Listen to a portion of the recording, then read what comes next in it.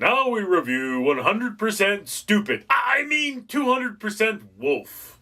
Alright, ladies and gentlemen, I have seen 200% Wolf. Yes. It is the story of Freddy, a poodle, who is for some reason the son of a werewolf. And the werewolves guard the city at night, so they're superhero werewolves. And then, Freddy being a poodle, nobody wants to respect him, despite the fact that his dad is the leader. And then, he summons a moon spirit to turn him into a wolf, because being a poodle is kind of lame. Anyway, for 1,000 subscribers I get, I do purchase one of these bracelets from 4Ocean. 4Ocean then pulls a pound of trash out of the ocean every time I do that. If you'd be so kind as comment, like, and subscribe, you'd be doing your part for a better world now.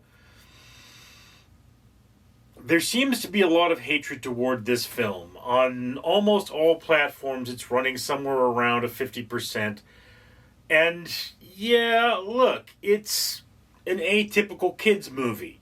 It has a heavy-handed moral about earning respect and not taking shortcuts.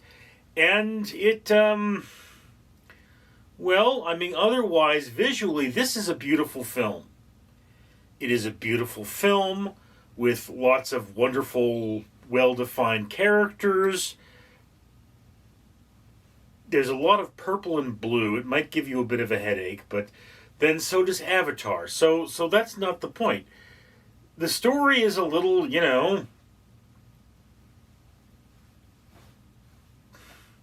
oh, we've got to save the thing. It's the moon spirits. Of course, if you've seen the trailer, moon spirits cannot survive on Earth.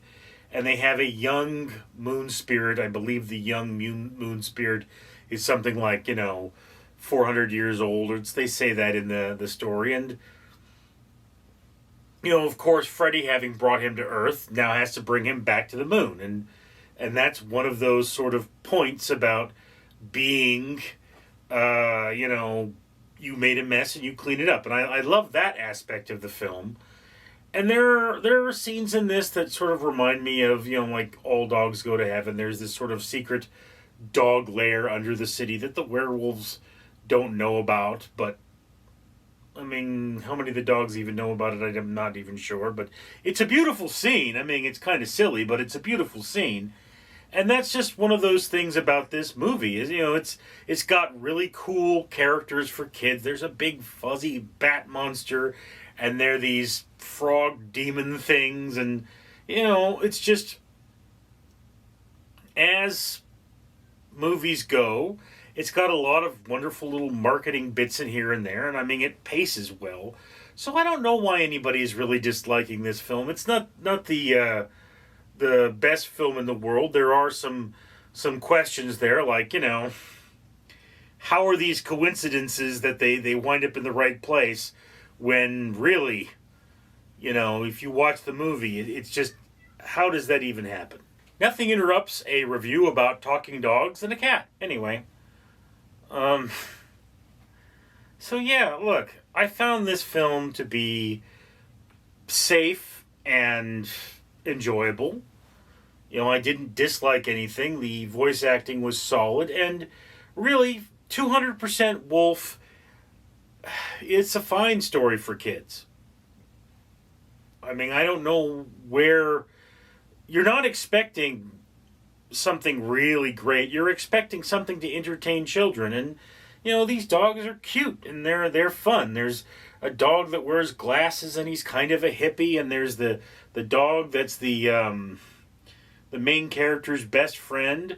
And there's this little chihuahua thing. And there's this big dumb dog that just loves his ball and carries it everywhere. And of course you have the moon spirit, which is a translucent blue thing, and it eats magic to become a translucent red thing. And this is just kind of how kids' movies go. You've got a lot of wonderful images that were primarily designed to sell toys. It's not the most original story in the world. And I mean, I remember watching this film and I was like, okay, here comes the twist. Yep, there's the twist. you know, I mean, there would be a twist for a movie when at the end, you know, there isn't a twist, and there isn't the surprise. You know, it's really this moment. But then, is that as interesting? I mean, all of these things have been done before, but they've been done for a reason. And I mean, you know, it's like the dogs playing rock paper scissors was funny, and there are dog jokes in here.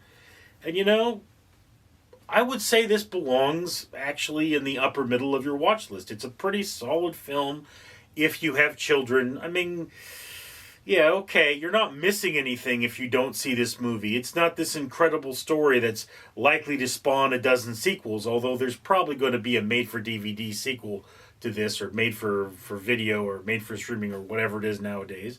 But yeah, you know what? I mean, I enjoyed the film. I liked it. It was fun.